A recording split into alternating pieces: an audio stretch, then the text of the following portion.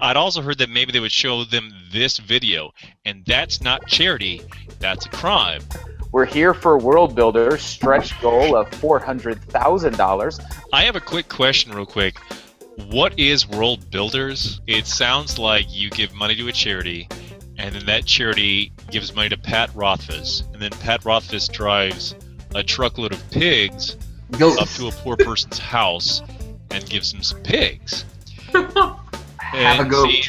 And so is that the case? Can you get Pat Rothfuss to bring goats to an ex-girlfriend's house at the time of your choosing, like Christmas Day? Because that would be just dandy. He'd show up and be like, hello, I'm renowned fantasy author Pat Rothfuss. Here's some goats. And she'd be like, who? And he'd just be like pounding on the door, screaming at her. Take your goats, lady. Take your fucking goats! I'm Pat fucking Rothfuss! I drove these goats here, lady. This is my goat truck. This goat gas is not refundable.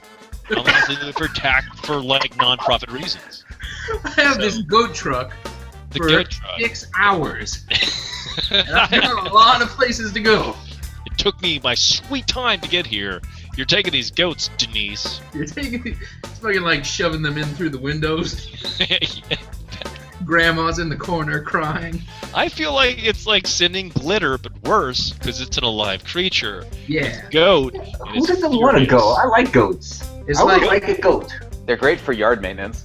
it's Yeah. like They're cute as shit. Last time, I did the Frasier thing where I did this big auction for charity, and it was for homeless cats. I want to make sure this is for a good human cause. Yeah. Homeless cats are fine. Yeah, Cats are the best animals to be homeless. They're very good at those surviving. environs. Were you kind of offended at homeless cats for the Yes. charity? Yeah. Well, yeah. But cats have switchblades in their hands. Cats are fine. Cats know the score. Dogs are stupid. Well, now Dogs need what help. if it's what if it's one of those homely city cats who is educated at Yale and gets suddenly tossed out on the street? What if you're like Portland cats who have homes that they're like, I choose who they want to choose. This is my life. I'm home free, not homeless. This is a lifestyle choice. It's a lifestyle choice. This cat has opted out of the United States government. Anyway, so now's when we want to tell everyone online that we're drunk. So, That was part of it. So what would have... Everyone drinking. What is everybody drinking? That's What? right. Wes, why don't you go first? You've got the coat. Because, yes, I bought a bottle of Islay Storm. Which is Which is a shitty scotch from Trader Joe's. Whoa! You I'm don't. sorry. It is actually a good value scotch, but it is actually a very good scotch after I've had half a third of the bottle. What are you drinking, Robert? I'm drinking the Highland Park 12-year. It tastes like a 12-year-old. Wait. It tastes like 12 years old of mud and fire. I don't know. Which actually tastes like a 12-year-old. But anyway, Sam, what you drinking, boy? I have a glass of Kraken black rum. Oh, really? It is a black rum that is called Kraken. It is not like a black rum that is so black that you'd be like, well, that's just Kraken black. Some other people might call it Kraken. Is how it's been referred to. Can you sip Kraken rum? I'm trying. It's not easy, but it gets the job done, and that job being to get me on a plane more suitable to listening to Robert's nonsense. I mean, one does not merely walk up to a kraken, so it should be somewhat challenging. It's rough. Like Robert's stubble. After Hey, I saw you about to go into a dark place, but you pulled it back. Thank you. That's why you're the That moderator. could have been a lot. Yeah, there you go. Anyway, we're here to read each other hot, wet, moist, musky erotica. That's right. And on that note, we're going to begin with Samuel Sykes, who's going to lead us off. Sam Sykes is the author of the Aeon's Gate trilogy, as well as the Bring Down Heaven series, which began with A City Stained Red and continues with Immortal Tally. And now that I've introduced you, I wonder if that was a good idea, since the three of you will now be destroying your careers by reading erotica to one another. But nevertheless, That's Sam Sykes. And Sam Sykes will be reading from... As you know, I was actually enlisted into this at the last possible second. So, in keeping with that tradition of not quite knowing what I'm doing, I decided to read from one of the great erotic masters of our time, perhaps the reincarnation of the famous French lovers, Joe Abercrombie, who is famous, in fact, for his sex scenes. And this is from his fourth book, Best Served Cold, which has a lady on the cover, so, you know, it's pretty forward-thinking here, fellas. And which is an ironic title, because really, it's about to be best served hot. It's about to be served very hot, fellas. So I would like to entreat you all to listen to this rousing erotic monologue. All right. To be clear, Sam, who are you reading this to? Who are you dedicating this reading to? This read goes out to all the fellas out there who have ever looked at their dicks and said, you know, that kind of looks like a root. Which is all of them. Which is all of them. So here we go. Like a For those root? reading along at home, this is from the chapter To the Victors on page 485 if you are reading from the US edition. No, unabridged. Alright. Alright, here we go. She had the root of his cock in one hand, rubbing herself against the end of it, not in and out, always halfway in between. She had the other round the back of Shivers' head, holding his face against her tits, while he gathered them up, squeezed them, bit at them. Her fingers worked under his jaw, thumb tips sliding ever so gently onto his ruined cheek, tickling, teasing, scratching. He felt a sudden stab of fury. Snatched hold of her wrist, hard, twisted it around, twisted her off him and onto her knees, twisted her arm behind her, face pushed down into the sheet, making her gasp. He was grunting something in Northern, and even he didn't know what. He felt a burning need to hurt her, hurt himself. He tangled his free hand in her hair and shoved her head hard against the wall, growling and whimpering at her from behind while she groaned, gasped, mouth wide open, hair across her face fluttering with her breath. He still had her arm twisted behind her, and her hand curled around, gripping his wrist hard, while he gripped hers, dragging down over her. Their mindless grunting. Creak, creak, creak. The bed moaning along with them. Squelch, squelch, squelch. His skin slapping hard against her arse. Monza worked her hips against him a few more times, and with each one, he gave a little hoot, head back, veins standing from his stretched out neck. With each one, she gave a snarl through gritted teeth, muscles all clenched, aching tight, then softly going soft. She stayed there for a moment, hunched over, limp as wet leaves, hard breath catching in the back of her throat. She winced, and he shivered as she ground herself against him one last time. Then she slid off, gathered up a handful of sheet, and wiped herself on it. He lay there on his back, sweaty chest rising and falling fast, arms spread out wide, staring at the gilded ceiling. So this is what victory feels like. If I'd known, I'd have taken some gambles sooner. No, you wouldn't. You're the Duke of Delay, remember? He peered down at his wet cock, nudged it to one side, then the other. Well, some things it's best to take your time with. Nice. Can I just say, squelch? Squelch. You Squelch, could say squelch. Squelch. I wouldn't recommend it though. With all due respect to Abercrombie, we did actually do a podcast in which I defended this unironically as a brilliant scene. So, Huh. I Cheers was to happy to share that with you all. Well done, Joe. lip wet dicks. Wet dicks, nudging dicks. Alright, I can't drink anymore. I'm gonna throw up if I keep drinking. I think there's something to be said for onomatopoetic sex. Onomatopoetic. Onomatoerotica. Onomatoerotica. If you had to choose a word that onomatopoetically describes sex, Robert, what would it be? Flup.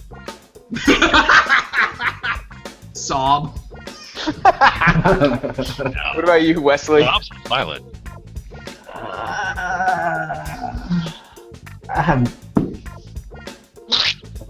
That's pretty much it right there. There you go. Okay, done. All right.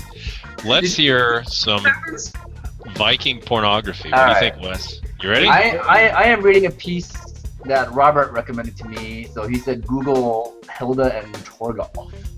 Torgoff. So I haven't actually read this yet. So this is gonna be a first. I really like the first two paragraphs. Urgent reading. All right.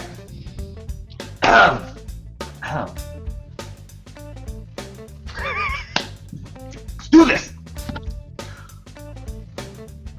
Her long hair, still wet from the shower, had been combed down her back in a wet swath. Hilda was sitting on the floor,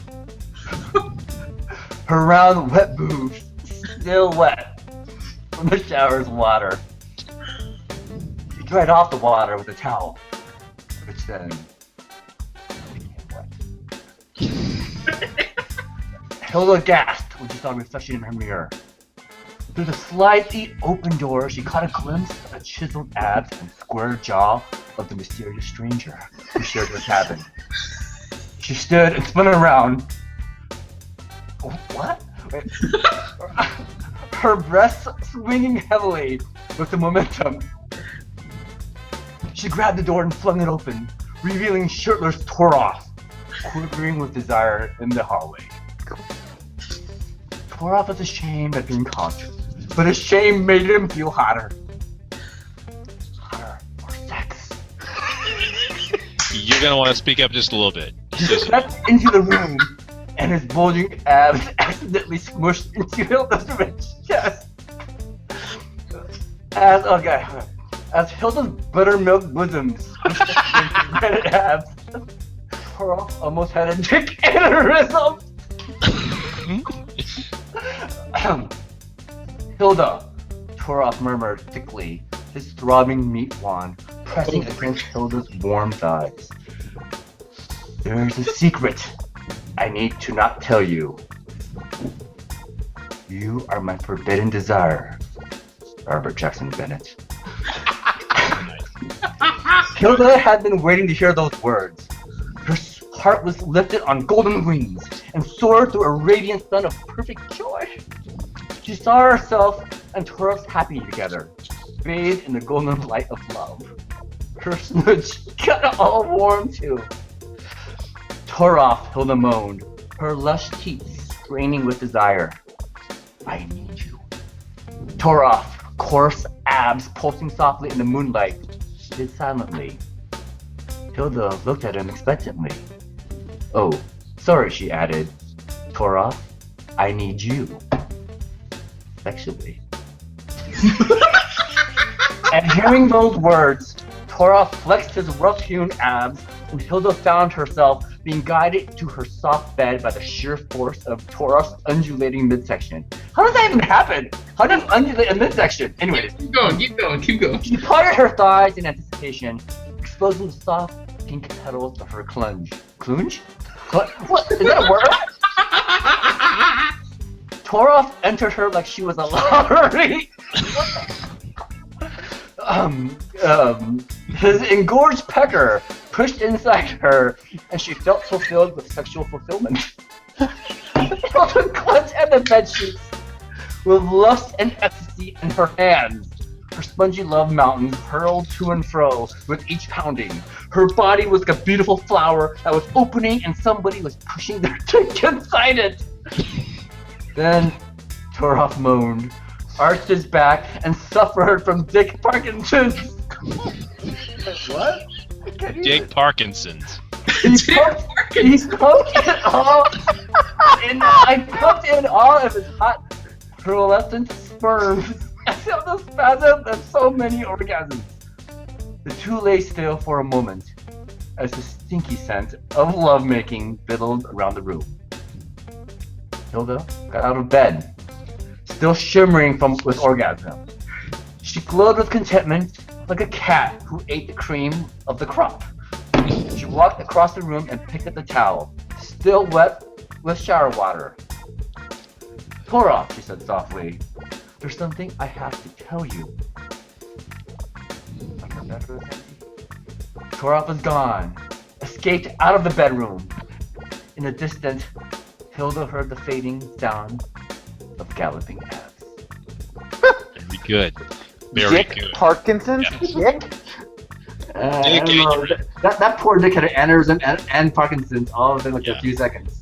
But also, like, I don't want to be like trying to pitch things here, but Dick Parkinson's is a great lawyer and has helped me out repeatedly, and it feels unjust to have him suffer from the Google searches due to this. Did anybody notice that was an omniscient narrator, which I thought was an interesting choice? No, I was too hungry. I actually noticed that. No. Yeah, no, I was smitten is not the right word, but it's up there. That's What very was good. the last line? Galloping abs or galloping? Galloping abs. Like those fucking abs can gallop and undulate. Yeah, like the abs are the third character in all this. Did you also notice that his abs touched her boobs, which means that he's at least... Like 8 feet tall. Yeah, he's No, much taller. or his But abs she like could be like 4'1". touch her face. Just not unusual. Oh, you'd be the expert, Robert. So is that a real word? I'm sorry, I need to ask. Is this a real word? Is clunge? Clunge? It's actually a British name for the vagina per Urban Dictionary. So Oh, there you go. Knowing is half the battle. Brits. Goes Joe. The Brits ruining sex for everybody after Joe Abercrombie, and this, I feel like, I don't know. It's a good thing that we have a United States authored erotica for our third selection, Robert Jackson Bennett. Yes, it's true.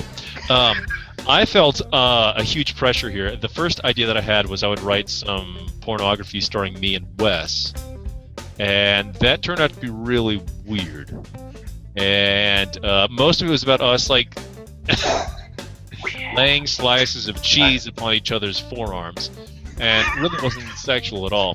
But then I realized there's a second problem with the holiday of Thanksgiving, which that every other holiday is sexy. I mean, Christmas can be sexy, St. Patrick's Day can be sexy, New Year's Eve, Halloween, these can all be sexy holidays, but Thanksgiving is not considered a sexy holiday. So I took it upon myself to write some hot, sexy Thanksgiving erotica well, now I have for a my question. friends.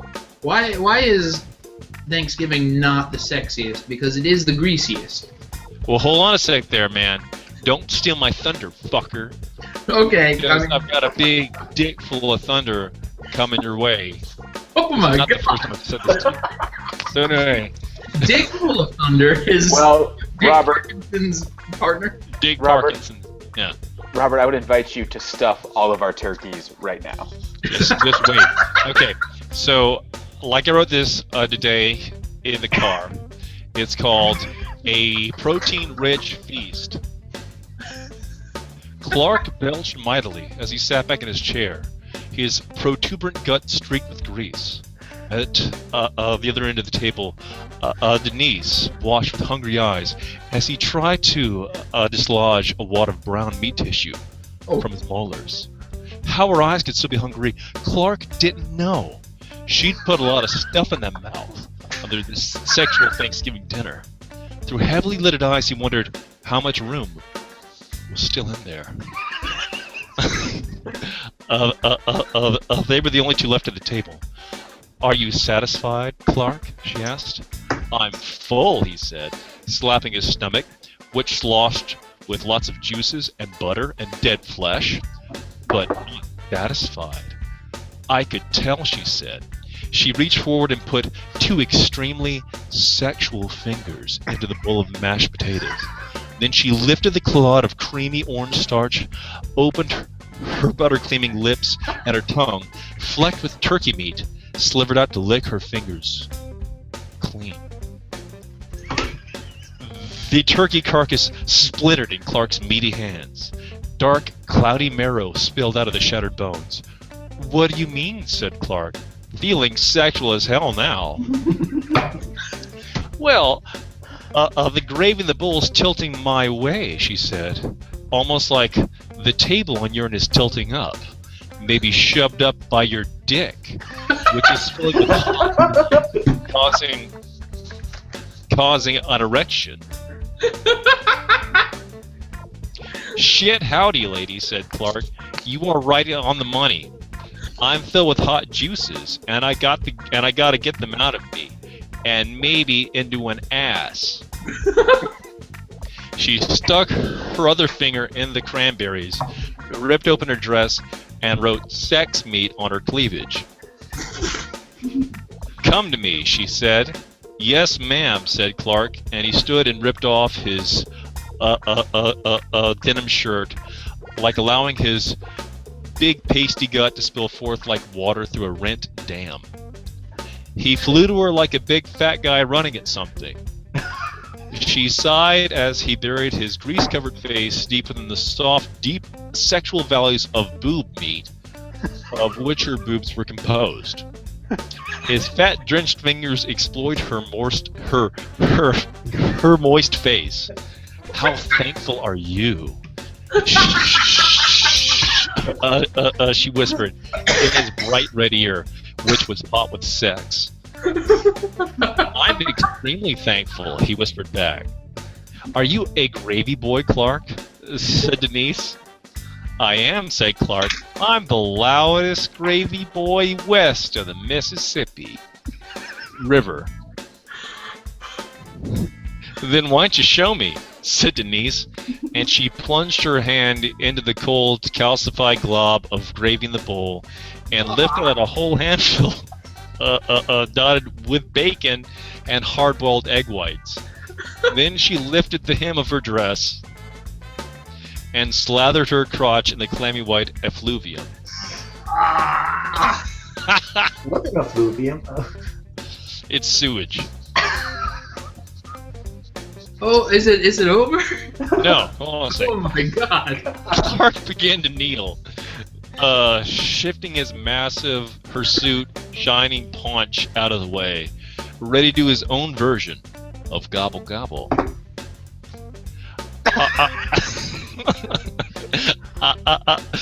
I read a thing online where some lady did this with some jam and a dog, he said. Yeah, said Denise, that's where I got the idea from.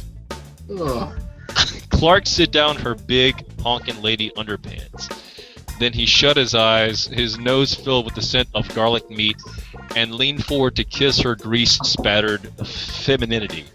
Ah! He kissed it. He kissed it like a person would kiss someone else in the mouth, but the mouth was a vagina.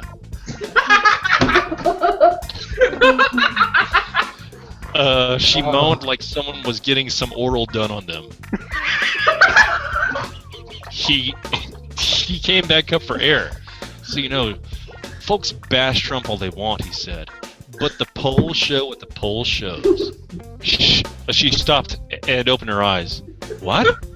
I'm just saying, everyone says Trump's about to flame out, but the polls show... What? Cried Denise. Her legs snapped shut like a well-oiled machine designed to snap legs shut. You piece of shit! What do you mean, he said.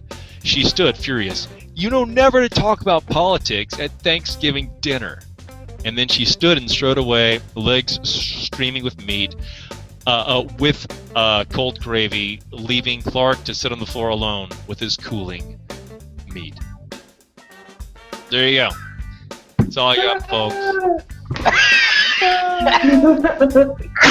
Anyway, my career is now a flaming dumpster of shit. So, how do you guys feel? It's like, how many homes can Pat Rothfuss now visit with his truckload of pigs? That's what I worry about.